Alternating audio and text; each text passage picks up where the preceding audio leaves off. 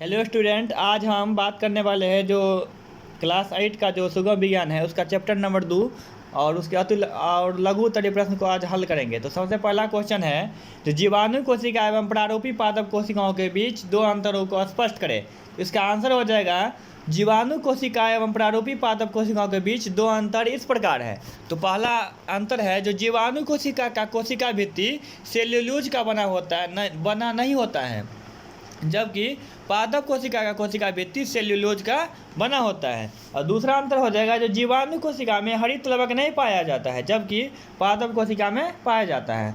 और दूसरा number question है, तो बैक्टीरिया अपघटनकर्ता क्यों कहलाते हैं। तो इसका आंसर हो जाएगा बैक्टीरिया अपघटनकर्ता कहलाते हैं, इसलिए कहलाते हैं क्योंकि यह प्रकृति में मृत जीवों के शरीर एवं वर्ज्य पदार्थों में उपस्थित कार्बनिक पदार्थों को अकार्बनिक तत्वों में तोड़कर उन्हें मिट्टी में मुक्त कर देते हैं।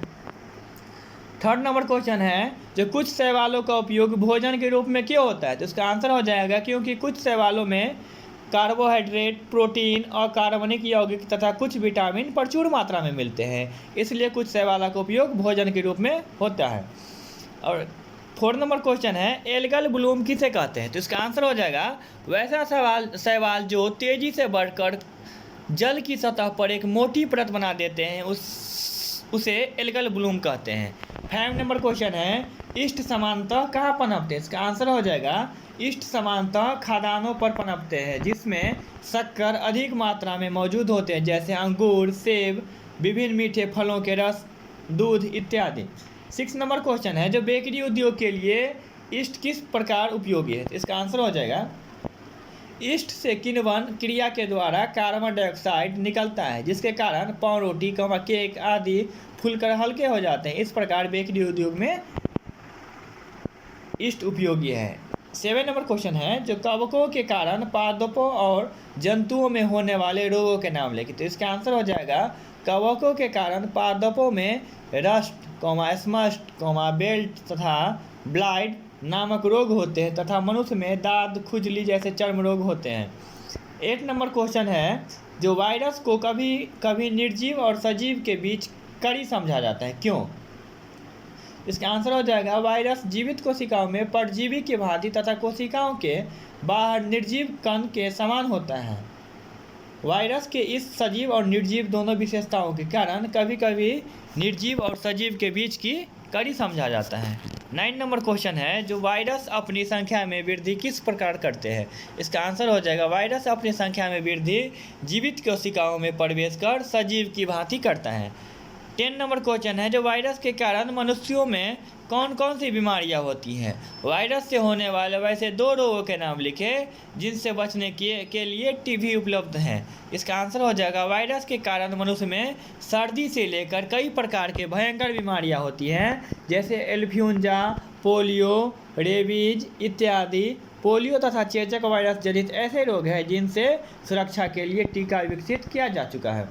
11 नंबर क्वेश्चन है, जो यूग्लिना पौधे और जंतुओं के बीच की योजक कड़ी क्यों कहलाता है। तो इसका आंसर हो जाएगा यूग्लिना में हरे पौधे की तरह क्लोरोफिल पाए जाते हैं, जिसके कारण यह प्रकाश संश्लेषण के द्वारा अपना भोजन स्वयं बनाते हैं। इसी गुण के कारण इसे पौधे और जंतुओं के बीच की योजक कड़ी को माना जाता है।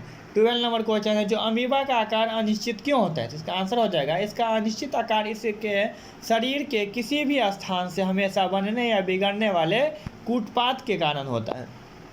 13 नंबर क्वेश्चन है, जो प्रोटोजोआ किस प्रकार लाभदायक है। तो इसका आंसर हो जाएगा प्रोटोजोआ परोक्ष रूप से अपघटन का कार्य करते हैं तथा समुद्र में पाए जाने वाले प्रोटोजोआ कई छोटे समुद्री जंतुओं के भोजन है। इस प्रकार प्रोटोजोआ लाभदायक है।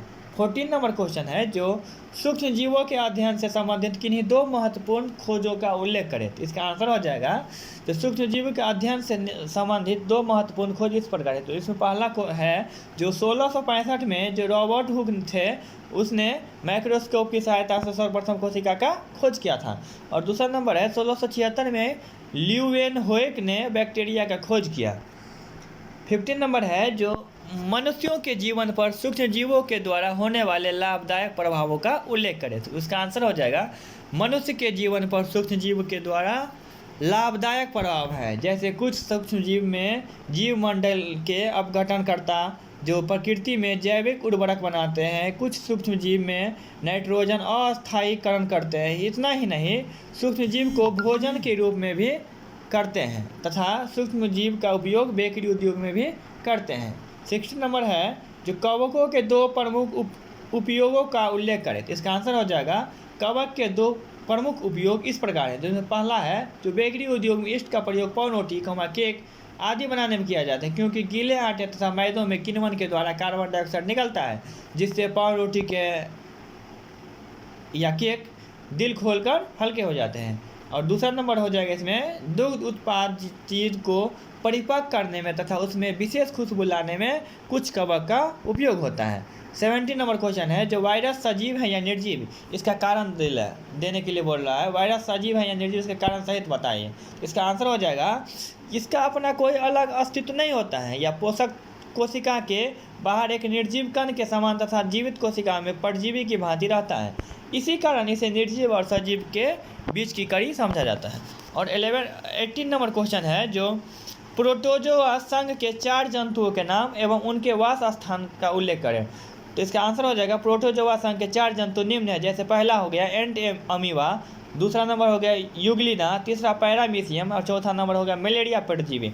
यह मृदु जल, समुद्री जल तथा अत्यधिक गीले मिट्टी में पाए जाते हैं। 19 नंबर क्वेश्चन जो बैक्टीरिया, माइकोप्लाज्मा तथा वायरस के बीच के प्रमुख अंतरों का उल्लेख करें। तो इसका आंसर हो जाएगा बैक्टीरिया में एक कोशिकीय भित्ति होता है, जिसके कारण इसका आकार निश्चित होता है। माइकोप्लाज्मा में जो होता है जो कोशिका भित्ति नहीं पाई जाती है, जिसके कारण इसका निश्चित आकार नहीं होता है।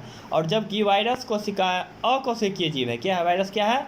अकोशिकीय जीव है जो न्यूक्लियो प्रोटीन के कण के समान होता है। तो हम आशा करते हैं जो आपको ये वीडियो अच्छा लगा होगा, और अच्छा लगा होगा तो हमारे चैनल को कृपया सब्सक्राइब कर देना और साथ में ही बेल आइकन को भी दबा देना, ताकि हमारे अगले वीडियो आप तक जल्द से जल्द पहुँच जाए। तब थैंक यू।